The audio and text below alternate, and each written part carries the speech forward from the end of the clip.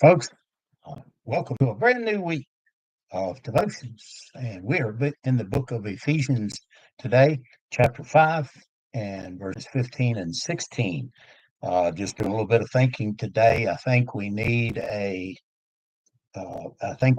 mental declaration of independence. And we all need to sign it. A mental declaration of independence. Let's look and see what Paul had to say to the church at Ephesus, and we'll see how that plays into our lives today as God's people. Paul says this: pay careful attention then to how you walk, not as unwise people, but as wise, making the most of the time because the days are evil. And it's so very true. We do talk about evil a lot, and there's a good reason for it. It's all around us.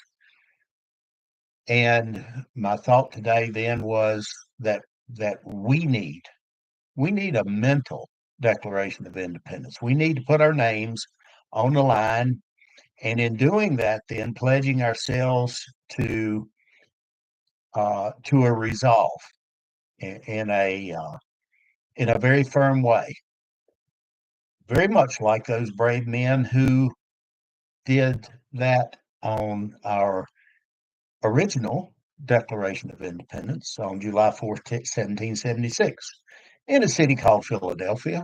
And that's, of course, when they signed that historic document. A little bit of history, a little bit of trivia here about that. Did you know that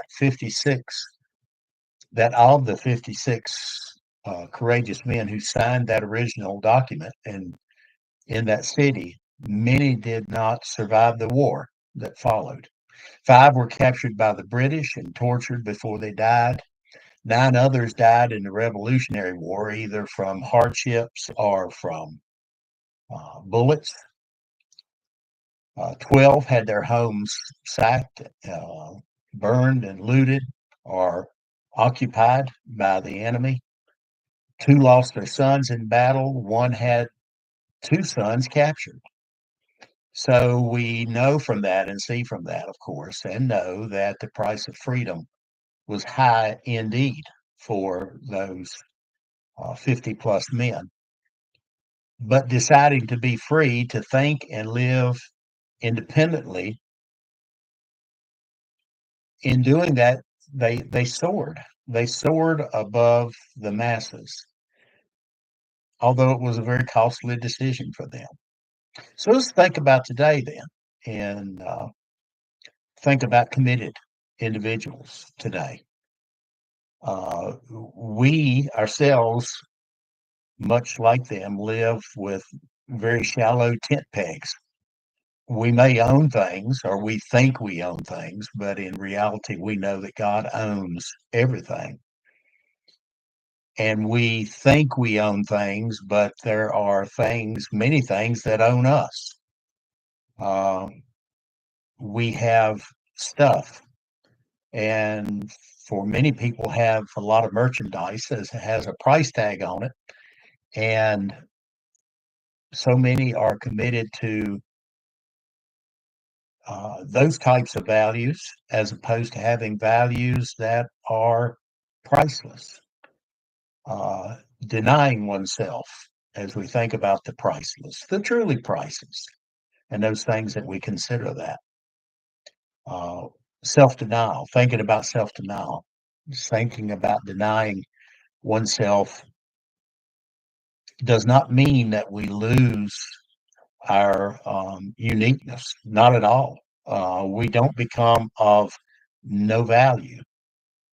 There have been great people in every generation that's ever existed who modeled that, who modeled self-denial as they made very significant contributions to society, to humankind. Chief among those models in history, of course, you know who I'm going to say, and that's Jesus. Jesus Christ himself. He's our champion. He's our champion of self-denial, the one to whom we look for guidance and strength in this task, as we talked about yesterday, that we call life, this thing we live. I would urge you, by the way, sidebar, to check out yesterday's video if you haven't already, and perhaps something there will help you to navigate this thing called life. Back to Jesus, back to the one who is king, and he has already determined what it will take to uh, encounter and triumph over life's enemies. What will it take? Will it take a few strong, quality minded champions whose commitment is as solid as stone? The cost will be great, but my question for you today is, are you willing to be one of those quality minded, self denying champions? A lot to think about. Mental declaration of independence. God bless you. Hope to see you, praying to see you again very soon. Thankful for you that you're here. Remember, God loves you, and so do I.